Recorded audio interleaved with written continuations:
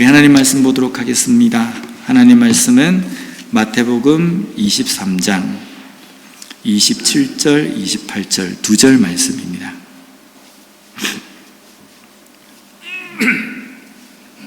우리 함께 읽도록 하겠습니다. 시작. 화 있을진저 외식하는 서기관들과 바리새인들이여, 회칠한 무덤 같으니 겉으로는 아름답게 보이나 그 안에는 죽은 사람의 뼈와 모든 더러운 것이 가득하도다. 이와 같이 너희도 겉으로는 사람에게 옳게 보이되 안으로는 외식과 불법이 가득하도다. 아멘. 오늘은 예배가 아주 단촐하게 드려지는 것 같은 느낌이 듭니다. 제가 지난주에 건강검진을 했습니다. 건강검진을 하는데 최근에 제가 가슴도 답답하고 숨도 잘 안 쉬어지는 것 같아가지고 좀 걱정을 했거든요. 이게 폐가 문제인가? 기관지가 문제인가? 그런데 이제 진료를 받으면서 제가 그 이야기를 했어요. 하니까 모든 증상을 쭉 이야기하니까 의사가 혹시 역류성 식도염 진단을 받은 적이 있는데 그 증상이 아닐까라고 이렇게 이야기하는 겁니다. 그래서 약을 처방을 받아가지고 한 이틀 정도 먹었습니다. 이틀 정도 먹었는데 속이 너무 편한 겁니다. 속이 답답하고 숨이 뭔가 가쁘다라는 느낌을 들면서 이게 뭔가 폐에 문제가 있나 그렇게 걱정을 했는데요. 그게 말끔히 사라진 거. 물론 지금 다 낫지는 않고 그 약 기운이 좀 떨어지면 이게 좀 이제 숨이 약간 좀 가쁜 그런 증상이 좀 있기는 한데요. 이게 약을 처방받고 나니까 그렇게 염려하고 걱정했던 것들이 사라지려고 하는 기미가 딱 보이는 겁니다. 우리 인생에도 보면 살아가다 보면 원치 않은 어떤 문제나 어떤 일들로 인해서 우리가 걱정할 때가 있습니다. 도대체 이 문제를 어떻게 해결해야 할까? 이 문제를 어떻게 내가 헤쳐나가야 될까? 걱정이 될 때가 있지 않습니까? 그럴 때 우리 인생에 답이 없는 것은 없다고 생각합니다. 모든 것에 답은 있습니다. 그런데 우리가 그 답을 찾지 못하면요, 마음속에 걱정과 근심과 염려는 있지만 그 문제는 해결이 되지 않은 상태에서 쭉 가게 된다는 겁니다. 우리 인생에서 해답은 하나님의 말씀에 다 기록이 되어 있습니다.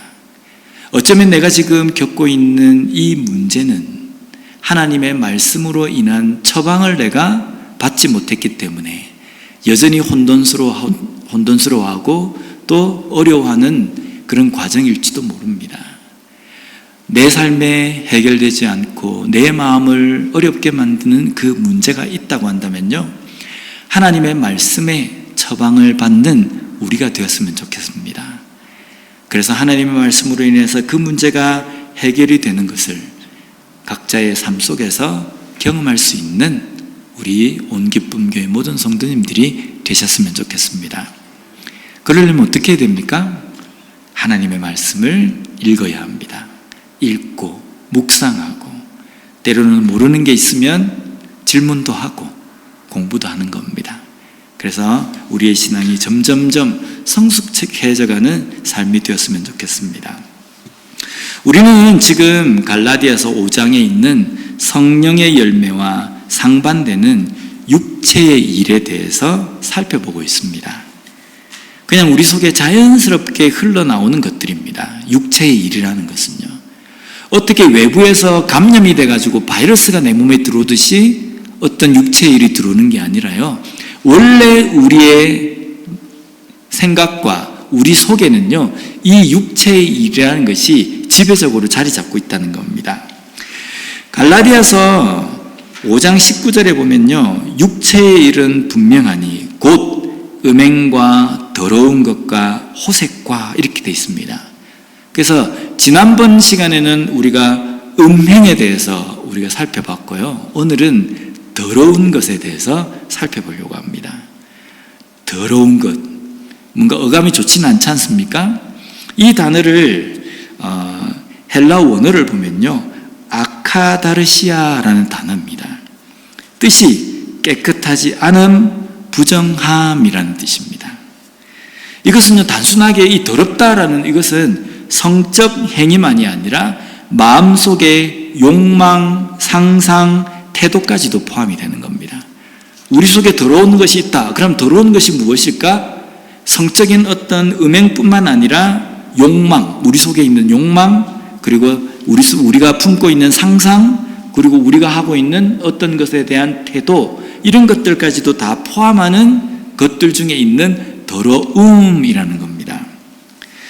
먼저 욕망을 살펴보면요, 우리 인간에게는요, 욕망이라는 게 자연스럽게 있습니다.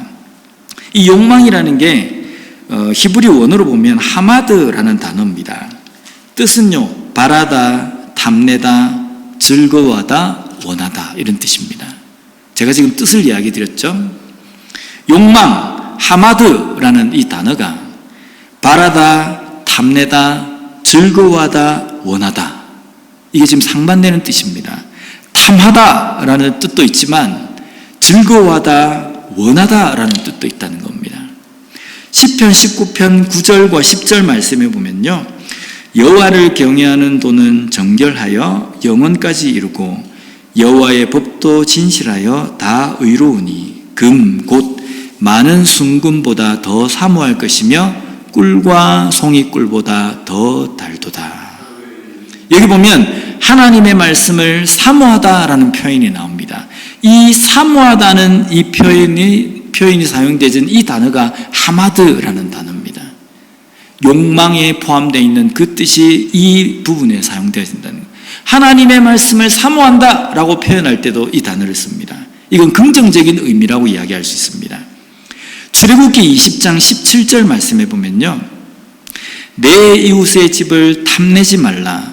내 이웃의 아내나 그의 남종이나 그의 여종이나 그의 소나 그의 낙이나 무릇 내 이웃의 소유를 탐내지 말라. 여기서 보면 탐내다라는 이 단어가 하마드라는 단어입니다. 이 극과 극이죠. 부정적인 의미입니다. 하나님의 말씀을 사모한다라고 할 때도 하마드라는 단어를 쓰는데, 내 이웃의 것을 탐내다라고 이렇게 표현할 때도 이 하마드라는 단어를 사용한다는 겁니다. 우리 속에 있는 욕망은 원래 인간이 가지는 자연스러운 어떤 것이지만요, 이것을 어디에 어떻게 발휘하고 사용하느냐에 따라서 이것이 깨끗한 것, 선한 것이 되느냐 아니면 더러운 것이 되느냐가 결정이 된다는 겁니다. 우리 속에 있는 욕망을 하나님의 말씀을 바라고 원하는 데 사용하면 긍정적이고 선한 것이 됩니다. 그러나 눈에 보이는 것들, 다른 사람이 가지고 있는 것들을 원하고 탐하는 데에 이 욕망을 사용하면은 이것은 더러운 것이 되는 겁니다. 그리고 이 더러운 것의 정의에는요, 상상하는 것들 중에도 더러운 것들이 있습니다. 마태복음 5장 28절 말씀을 보면, 나는 너희에게 이르노니 음욕을 품고 여자를 보는 자마다 이미 간음하였느니라.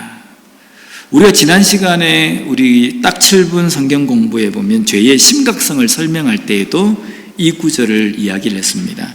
마음으로 상상으로 품는 더러운 것입니다. 때로는 미워하는 감정도 하나님은 살인하는 것이다 라고 말씀하시거든요. 미워하는 이 마음도 우리 속에 있는 더러운 생각입니다. 또한 태도로 더러운 것이 되는 경우도 있습니다. 이것이 오늘날 우리가 참 조심해야 될 부분이 있습니다. 세상 사람들이 다 그렇게 살기 때문에 나 정도도 당연히 그렇게 살아도 괜찮다라고 여기는 것들입니다. 예를 하나 들면요, 저 사람은 모든 사람들이 다 무시하기 때문에 나도 무시해도 괜찮다라는 그런 태도로 그 사람에게 보이고 행동하는 것 자체가 더러운 것이라는 겁니다. 이런 것이 우리 속에 있을 때 그것을 더러운 것이 있다라고 말합니다. 더러운 것. 자꾸 더러운 것 이라니까 좀 듣기가 거북스럽지 않습니까? 그럼 바꿔서 이야기하면요, 깨끗하지 못한 것입니다. 우리 속에는 이렇게 깨끗하지 못한 것들이 있습니다. 더러운 것들이 있다는 겁니다. 그러면 더러운 것과 깨끗한 것에 대한 기준이 분명히 있는 거지 않습니까? 어떤 기준이 있는데 그 기준에 못 미치면 더러운 것이고 그 기준에 맞으면 깨끗한 것이 되지 않습니까? 어떤 것이 기준이 되는 겁니까? 이 기준은요, 세상적인 법이나 도덕이나 윤리가 아닙니다. 하나님의 말씀이 이 기준이 된다는 겁니다. 하나님의 말씀에 더러운 것으로 말씀하시면 그것은 세상 사람들이 옳다라고 해도 더러운 것이 되는 겁니다. 하나님의 말씀의 기준에서 더러운 것으로 규정 짓는 것이 있는 것, 그것을 우리가 잘 알아야 된다는 겁니다. 앞에서 언급한 내용 중에 보면 마음으로 미워하는 것, 음욕을 품는 것, 이것은 세상 법에 저촉을 받지 않습니다. 우리가 마음속에 그런 마음을 품는다고 해서 경찰이 와서 우리를 잡아가지는 않지 않습니까? 그렇기 때문에 우리는 나는 깨끗하게 산다라고 말할 수 없습니다. 왜냐하면 하나님의 말씀에는 그것을 더러운 것, 깨끗하지 못한 것으로 정의하고 계시기 때문입니다. 자, 여기까지 우리가 말한 내용을 가지고 보면 혹시 우리 중에 마음에 더러운 것이 전혀 없는 분이 있으십니까? 나는 이 더러운 게 하나도 없다라고 말할 수 있는 사람이 있으십니까? 저는 말 못합니다. 제 속에 더러운 것이 전혀 없다라고 말할 수 없다는 겁니다. 우리는 완벽하게 깨끗한 사람은 존재하지 않습니다.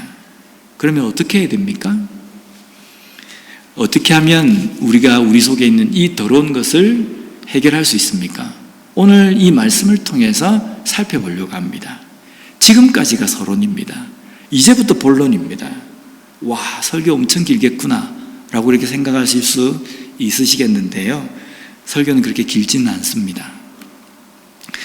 오늘 본문 27절 말씀을 한번 보면요, 화 있을진저 외식하는 서기관들과 바리새인들이여 회칠한 무덤 같으니 겉으로는 아름답게 보이나 그 안에는 죽은 사람의 뼈와 모든 더러운 것이 가득하도다. 여기에 외식하는 서기관들, 바리새인들이여 라고 예수님께서 부르십니다. 여기 외식하다는 이 단어가 헬라 원어를 보면요, 휘포크리테스라는 단어입니다. 뜻은 위선자, 사칭하는 사람이라는 뜻입니다. 이 단어는요, 휘포크리노마이라는 단어에서 유래했는데요, 이 뜻은 또 뭐냐면 가장하다, 속이다 라는 뜻입니다.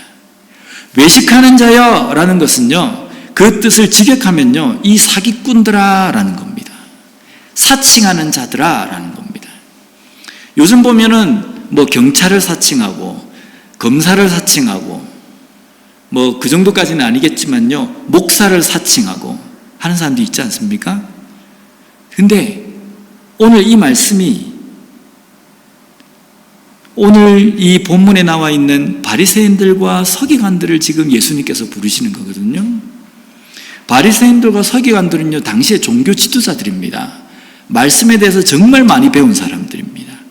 그리고 각자는요, 정말 율법적이고 경건한 어떤 삶을 산다라고 자부하는 사람들이고, 또 하나님의 말씀을 붙들고 그 말씀대로 살려고 하는 거룩함을 내세우는, 정말 거룩함과 깨끗함에 대해서는 둘째가라면 서러울 정도의 그런 종교 지도자들입니다.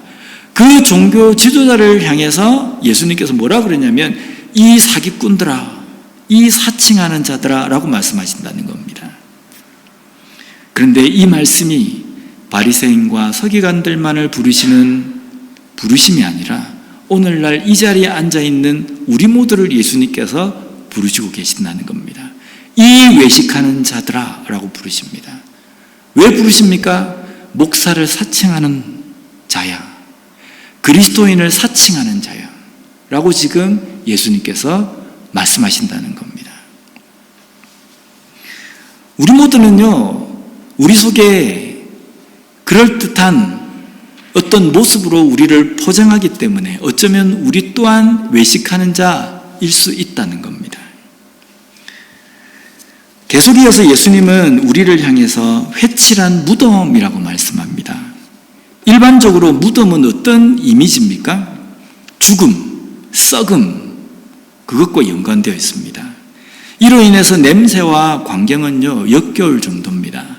혹시 사람의 시신이 썩어서 냄새 나는 것을 한번 맡아본 적이 있으십니까? 아마 잘 없으실 겁니다. 근데 사람의 시신이 아니라더라도 고기나 아니면 다른 것들이 썩어서 냄새 나는 것들 우리가 가끔 맡을 때가 있지 않습니까? 역겹지 않습니까? 그 역겨운 그 죽음, 시신이 있는 곳이 무덤이라는 겁니다.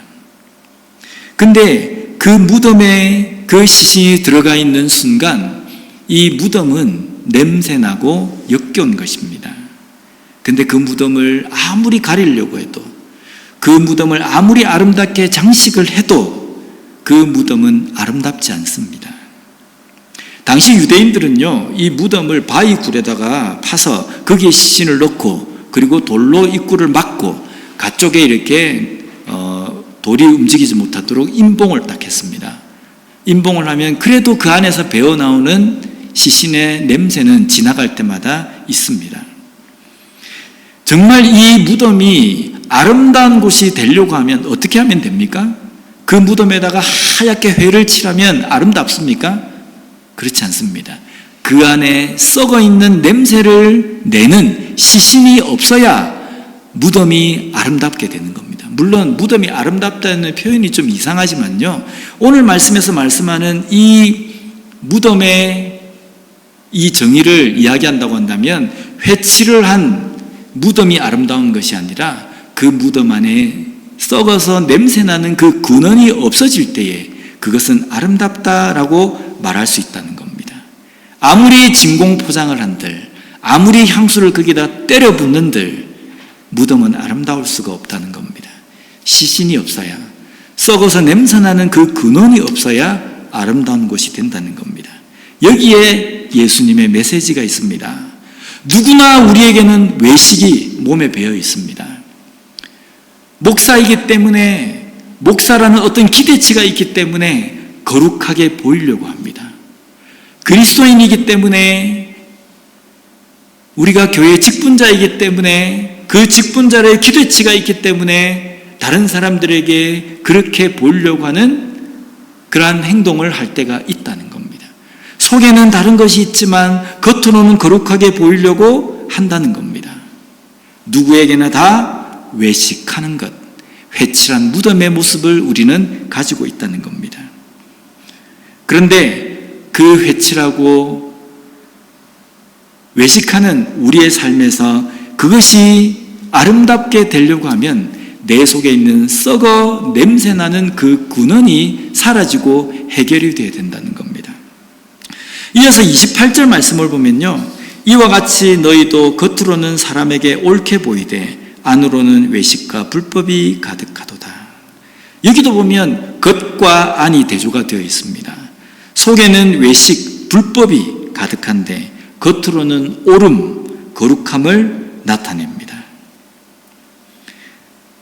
이것은요, 악함인가 거룩함인가 라는 이 평가를 우리는 어떻게 하느냐를 좀 생각해 봐야 됩니다. 한번 보세요. 용기가 있는데 그 용기 안에 썩어 냄새나는 것들이 있고 그 용기는 깨끗하고 명품의 그 용기라고 한다면 그 용기를 아름답다라고 우리가 표현할 수 있겠습니까? 없지 않습니까? 그런데 겉의 용기는 달러트리에서 사온 1불 정도밖에 되지 않은 용기인데 안에 값비싼 어떤 향유가 들어있다고 한다면 그 용기를 우리는 뭐라고 표현합니까? 싸구려라고 표현하지 않습니다. 아름답고 값진 것이라고 이야기하는 겁니다. 그렇다고 한다면 우리가 평가하는 것은 겉이냐 속이냐, 이거는 결정나지 않습니까? 겉이 아무리 좋다고 해서 우리는 그것을 좋다 이렇게 평가하지 않습니다. 속에 무엇이 들어있느냐가 그 전체의 정의를 결정한다는 겁니다. 오늘날 우리의 삶에서 아름답다, 깨끗하다, 거룩하다라고 표현하는 것은요, 우리의 겉모습이 아름답고 거룩한 모습이 되어야 된다는 것이 아니라 우리 속에 있는 것이 아름답고 거룩해야 한다는 것이 답이 나온다는 겁니다. 우리가 속에는 교묘하게 거짓말하며 악함이 가득한데 겉으로만 그런 척하고 살아간다고 한다면 그것은 결국 하나님 앞에 깨끗하다, 아름답다라고 평가받을 수 없다는 겁니다. 그런데 우리는 사회적인 사람들의 시선과 눈 때문에 우리는 속에 있는 그 더러움을 감추고 겉으로는 거룩한 모습으로 보이려고 외식하고 우리의 삶에 회를 칠할 때가 있다는 겁니다. 그러면 다시 한번 우리 스스로에게 물어봤으면 좋겠습니다. 나는 외식하는 자다. 나는 회칠한 무덤인가? 라는 겁니다. 어떻습니까? 우리는 모두 회칠한 무덤입니다. 속에는 죄와 같은 더러운 냄새나는 것이 있는데 겉으로는 우리가 깨끗한 척, 거룩한 척하고 살아간다는 겁니다. 그런데 우리 모두가 회칠한 무덤이지만 그 회칠한 무덤으로 그대로 있어서는 안 된다는 겁니다. 속에 썩어 냄새나는 외식과 불법과 더러운 것들이 있으면 그 더러운 것을 인정하고 회개하고 해결해 주시는 하나님 앞에 나아가서 그 더럽고 냄새나는 것이 해결함 받을 때 우리는 비로소 아름다운 그리스도인, 거룩한 그리스도인이 된다는 겁니다. 이해가 되십니까? 내가 예수를 믿었기 때문에 나는 이제 깨끗한 사람이야. 저 사람은 목사기 때문에 아마 삶에서 한 점의 더러움도 없을 거야. 우리가 이렇게 기대해서는 안 됩니다. 이렇게 기대하니까 내 스스로에게도 그 기대를 맞추어서 내가 어떤 실수를 하거나 잘못을 범할 때에 끊임없는 자책과 정죄함으로 인하여서 주저앉아 있을 때도 있다는 겁니다. 우리는 누구나 실수하고 연약한 존재들입니다. 예수를 우리가 믿고 믿음적으로 우리가 뜨거운 가운데 신앙생활을 하지만 우리는 여전히 연약하기 때문에 실수한다는 겁니다. 우리 속에는 외식도 있을 수 있고요. 우리 속에는 썩어 냄새나는 여러 가지 추악한 것들이, 더러운 것들이 있을 수 있다는 겁니다. 그러나 그 상황에서 회를 칠해서는 안 된다는 겁니다. 회를 칠해서 그것을 감추려고 하는 것이 아니라 하나님 앞에 그것을 인정하고 회개함으로 나아가는 삶이 필요하다는 겁니다. 그럴 때 하나님께서는 우리의 그 문제를 해결해 주신다는 겁니다.